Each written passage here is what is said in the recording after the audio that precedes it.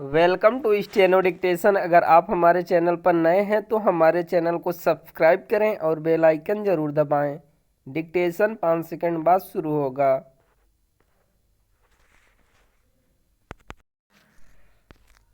Start. Varanasi में ज्ञानवापी परिसर में भारतीय पुरातत्व सर्वेक्षण विभाग यानी एएसआई की ओर से किए गए सर्वे के इस निष्कर्ष पर आश्चर्य नहीं कि यहाँ मंदिर को ढहाकर मस्जिद बनाई गई थी। एएसआई के इस सर्वे की कोई विशेष आवश्यकता नहीं थी, क्योंकि यह तो खुली आंखों से दिखता है कि मंदिर के ऊपर मस्जिद खड़ी है। वास्तव में कोई नेत्रहीन भी इस परिसर की दीवारों को टटोलकर यह बता सकता है कि जिसे मस्जिद कहा जा रहा है वह मंदिर है।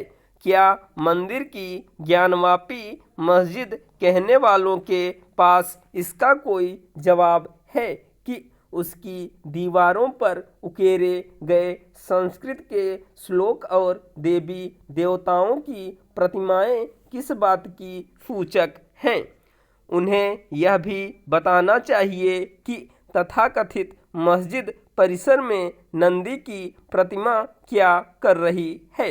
यह एक विडंबना ही है कि जिस बात का निर्धारण खुली आंखों से हो सकता है उसके लिए एएसआई के सर्वे का सहारा लेना पड़ रहा है।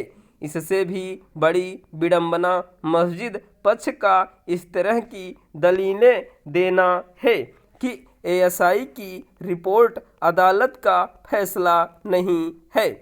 मस्जिद पक्ष का यह तर्क भी हास्यास्पद है कि एएसआई की रिपोर्ट के अध्ययन और विश्लेषण में समय लगेगा। अच्छा यह होगा कि मस्जिद पक्ष एएसआई की रिपोर्ट के साथ औरंगजेब के दरबारी की ओर से लिखी गई माआसिर ए आलमगीरी का भी अध्ययन करे, जिसमें लिखा है कि बादशाह के आदेश से बनारस में विश्वनाथ मंदिर को गिरा दिया गया।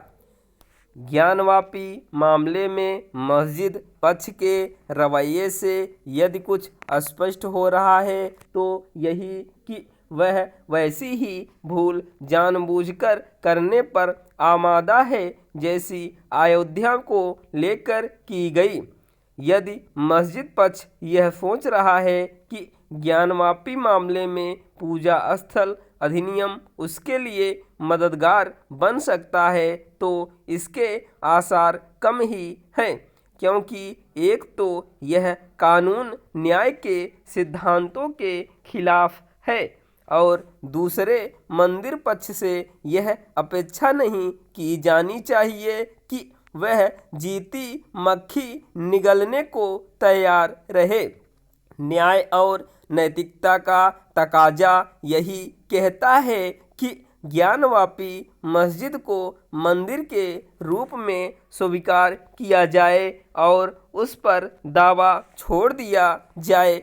ऐसा इसलिए किया जाना चाहिए क्योंकि स्वयं इस्लामी मान्यताएं यह कहती हैं कि किसी दूसरे की इबादत अथवा झगड़े वाली जगह पर पढ़ी गई नमाज जायज़ नहीं होती। यदि मस्जिद पक्ष और साथ ही मुस्लिम नेतृत्व इस इस्लामी मान्यता के प्रति तनिक भी ईमानदार हैं तो उसे सच का सामना करना चाहिए। और सच यही है कि बनारस में मंदिर तोड़कर मस्जिद बनाई गई। यह काम मथुरा के साथ अन्य अनेक स्थानों पर भी किया गया। इसके अकाट्य साक्ष्य भी उपलब्ध हैं। बतौर उदाहरण दिल्ली में कुतुब मीनार के पास स्थित कुवैत उल इस्लाम मस्जिद, इस मस्जिद के शिलापट में ही लिखा है कि इसे 27 हिंदू और जैन मंदिरों को तोड़कर बनाया गया। स्टॉप।